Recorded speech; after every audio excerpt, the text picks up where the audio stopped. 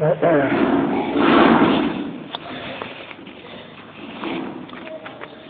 لله رب العالمين والصلاة والسلام على سيد المرسلين محمد وآله وصحبه أجمعين ومن تبعهم بإحسان ودعا بدعوتهم إلى يوم الدين أما بعد. أعوذ بالله من الشيطان الرجيم. بسم الله الرحمن الرحيم. إن الله وملائكته يصلون على النبي يا أيها الذين آمنوا صلوا عليه وسلموا تسليما. صدق الله العظيم. میرے محترم دینی بھائیو،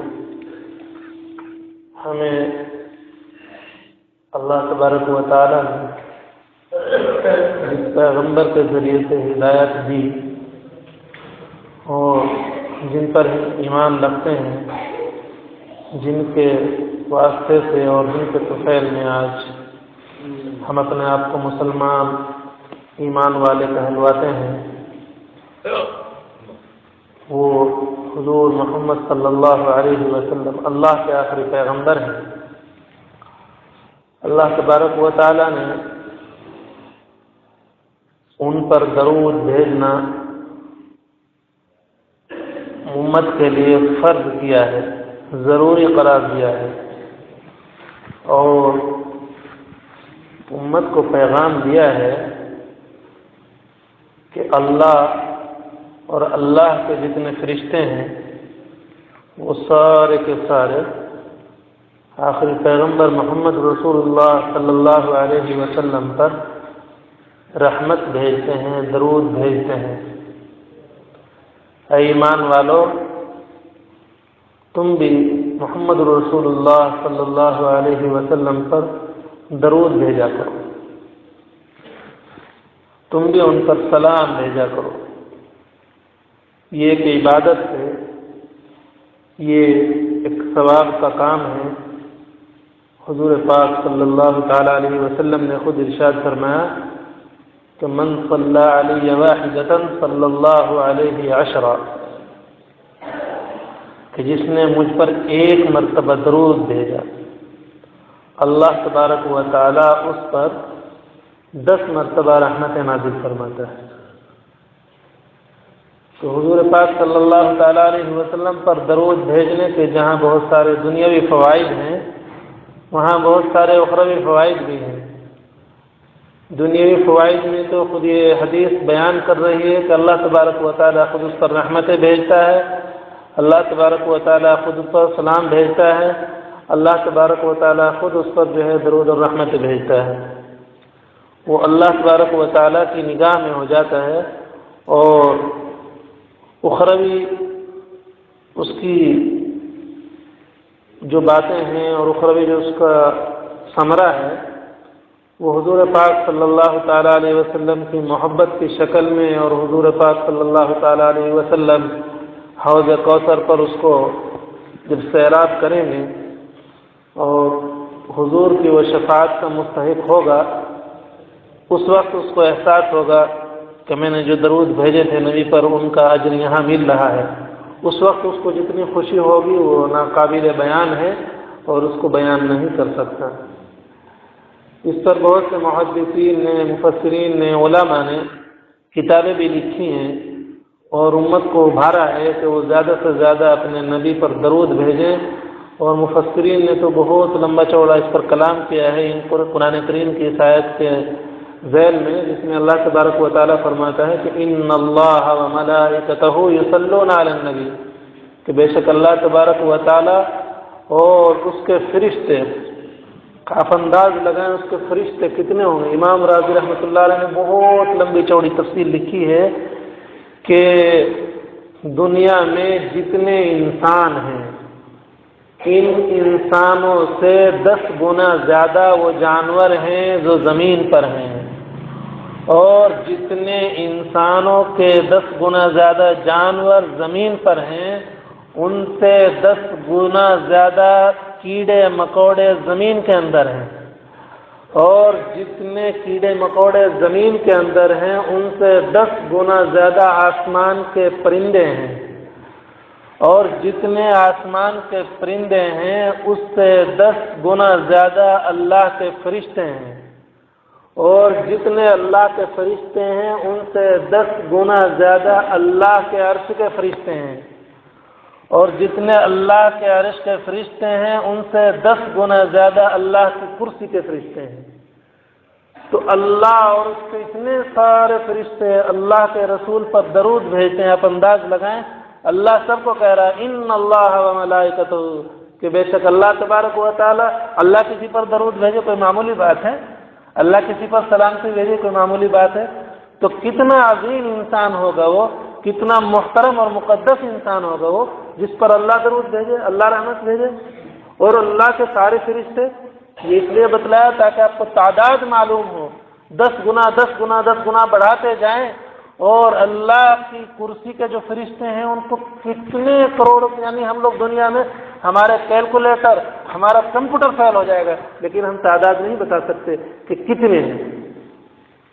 دنیا کی مخلوقات ہی کی آپ انداز لگائیں کتنے انسان ہوں گے، اس کو کوئی صحیح بتا سکتا ہے؟ کتنی لاکھ مردم شماری کی جائے، حکومت اس پر کتنا کروڑوں خربوں روپیہ خرچ کرتی ہے مردم شماری، لیکن پھر بھی وہ تعداد 100% صحیح نہیں ہوتی۔ اور پھر انسانوں کا یہ حال، جانوروں کی مردم شماری کی جائے، زمین میں جتنے جانور ہیں، سمندر میں جتنے جانور ہیں، اور پھر آسمانوں میں جتنے جانور ہیں ان کو کوئی شمار کرے، پھر اللہ کے فرشتوں کو پہلے آسمان پہ کتنے ہیں، دوسرے پہ کتنے ہیں، تیسرے پہ کتنے ہیں، اور اسی طریقے سے 7 آسمان پہ جتنے پہلے پہ ہیں اس سے 10 گنا زیادہ دوسرے پر، اور جتنے دوسرے پر اس سے 10 گنا زیادہ تیسرے پر، اسی طریقے سے ساتھ تو کتنا شمار کیا جائے گا؟ ہمارے کمپیوٹر اور کیلکولیٹر کی جو مشینیں سب فیل ہو جائیں گی، مگر اس تعداد کو نہیں شمار کر سکتی۔ تو اللہ تبارک و تعالیٰ اور اللہ کے فرشتے جو اتنی تعداد میں ہیں کہ جس کو کوئی شمار نہیں کر سکتا، وہ درود بھیجتے ہیں۔ ان اللہ و ملائکتہ یصلون علی النبی، یہ سارے کے سارے نبی کریم علیہ الصلوۃ والسلام پر سلامتی بھیجتے ہیں، درود بھیجتے ہیں، رحمت بھیجتے ہیں۔ مومنین کو خطاب کیا جا رہا ہے کہ یا ایھا الذین آمنوا، اے ایمان والو جو ایمان لائے محمد رسول اللہ صلی اللہ علیہ وسلم پر، اور جو ایمان لائے اللہ کی آخری کتاب پر، تم بھی اس ہستی پر، تم بھی اس نبی پر رحمتیں بھیجو، درود بھیجو، تم بھی اس نبی پر درود بھیجو۔ یہ اللہ تعالیٰ قرآن کریم میں پیغام دے رہا ہے، اور اللہ کے رسول نے خود بتلایا۔ تو اس لیے میرے دوستو، زیادہ سے زیادہ کوشش کریں کہ جس نبی کے طفیل میں ہم کو ایمان ملا، ہم کو اسلام ملا، ہم جہنم سے بچے، اللہ کی پکڑ سے بچے، ہمیں انسانیت کا سبق ملا، ہمیں جینے کا سبق ملا، زندگی گزارنے کا سبق ملا، ہمیں معاشرے میں رہنے کا طریقہ معلوم ہوا، ہمیں انسانیت کے اندر انسانیت کے طریقے پر رہنے کا سبق ملا، اس نبی پر ہم لوگ درود بھیجیں، اس کی طرف سے ہم ایصال ثواب کریں، اس کی طرف سے ہم اللہ کے راستے میں پیسہ خرچ کریں، اس کی طرف سے ہم عبادت کریں، اس کی طرف ہم زیادہ سے زیادہ درود بھیجیں، روزانہ بھیجیں، اور صبح شام بھیجیں۔ اگر ایک تسبیح صبح کو کر سکتے ہیں، ایک تسبیح شام کو کریں۔ حدیث کے اندر اس کی بہت فضیلتیں آئی ہیں، جو بھی درود یاد ہو، نماز والا درود ہو یا اس کے علاوہ دوسرا بھی درود ہو۔ اور ایک حدیث کے اندر تو یہ ہے کہ جمعے کے دن عصر کے بعد، عصر کی نماز کے بعد ایک درود آتا ہے، اللہم صلی علی محمد النبی الامی وعلی آلہ وسلم تسلیما۔ اس درود کے متعلق حدیث میں آتا ہے کہ اگر اس درود کو کوئی جمعے کے دن عصر کی نماز کے بعد اپنی جگہ سے ہٹنے سے پہلے 80 مرتبہ اس درود کو پڑھے گا تو اللہ تبارک و تعالی اس درود کی برکت سے اس کے 80 سال کے تو گناہ معاف کر دے گا، اور 80 سال کی عبادت کا ثواب لکھا جائے گا۔ تو بھائی ہم لوگوں کو پسند نہیں کہ ہمارے 80 سال کے گناہ معاف ہو جائیں، ہم یہی تو دعا کرتے ہیں اللہ میرے گناہ کو معاف فرمائے، اللہ میرے گناہوں کو معاف فرما۔ اور یہاں اللہ کا نبی خود کہہ رہا ہے کہ اگر یہ تھوڑا سا کام کر لو، میرے خیال سے 5-6 منٹ اس معاملے میں لگیں گے، اس عمل کو انجام دینے میں 5-6 منٹ لگ جائیں گے، زیادہ سے زیادہ 10 منٹ لگا لو۔ عصر کی نماز کے بعد جمعے کے دن اگر اس کا سب اہتمام کریں تو مزیداری کی بات نہیں ہے، 80 سال کے گناہ معاف ہو رہے ہیں اور 80 سال کی عبادت کا ثواب لکھا جا رہا ہے، بڑی بات ہے نا۔ تو اس کی کوشش کی جائے کہ عصر کے بعد جمعے کے دن تو خاص طور سے اس کا لحاظ رکھا جائے، اور ویسے بھی عام دنوں میں اگر تسبیح کر لی جائے یا چلتے پھرتا آدمی پڑھتا رہے صلی اللہ علیہ وسلم، چھوٹا سے چھوٹا درود ہے صلی اللہ علیہ وسلم، یہ اللہم صلی علی محمد چھوٹا سے چھوٹا درود ہے، یہ جس کے جو بھی درود یاد ہو اس کو پڑھتا رہے۔ یہ درود جس وقت انسان پڑھتا ہے، ہم جب موبائل سے آج کل کسی کو کال کرتے ہیں تو موبائل لگاتے وقت اگر کبھی نیٹ ورک بزی ہو جاتا ہے اور کبھی جو ہے سامنے والا بزی ہوتا ہے، کال فوراً نہیں لگتی، کبھی تو لگ جاتی ہے، کبھی نیٹ ورک بزی ہوتا ہے، کبھی سامنے والے پہ دوسرا فون آیا ہوا ہوتا ہے، یہ کبھی رینج نہیں ہوتی، فون نہیں لگتا، کبھی ایک دم سے لگ جاتا ہے۔ لیکن یہ درود ایسا ہے جس وقت کوئی بھی انسان، کوئی بھی مسلمان پوری دنیا کے اندر، چاہے وہ آسمان پر ہو، جہاز میں ہو، یہ چاند پر پہنچا ہوا ہو، یہ زمین پر ہو، یہ تحت الثری کے اندر ہو، زمین کے اندر کہیں بھی ہو، فوراً وہ درود پڑھتا ہے، اسی وقت پھر سے لے کر جناب محمد رسول اللہ صلی اللہ علیہ وسلم کی خدمت میں مدینہ منورہ کے اندر حضور پاک صلی اللہ تعالی علیہ وسلم کے پاس پیش فرما دیتے ہیں کہ فلاں بندے نے بھیجا ہے، نام لے کر اس کے باپ کا نام، اس کے گاؤں کا نام اور اس آدمی کا پورا پتہ حضور پاک صلی اللہ تعالی وسلم کو پہنچایا جاتا ہے کہ یہ درود فلاں بندے نے بھیجا ہے، آپ کے فلاں امتی نے بھیجا ہے۔ کیا رسول پاک صلی اللہ تعالی علیہ وسلم کی روح خوش نہیں ہوگی؟ کیا کل وہ ہمارے لیے نجات کا ذریعہ نہیں بنے گی؟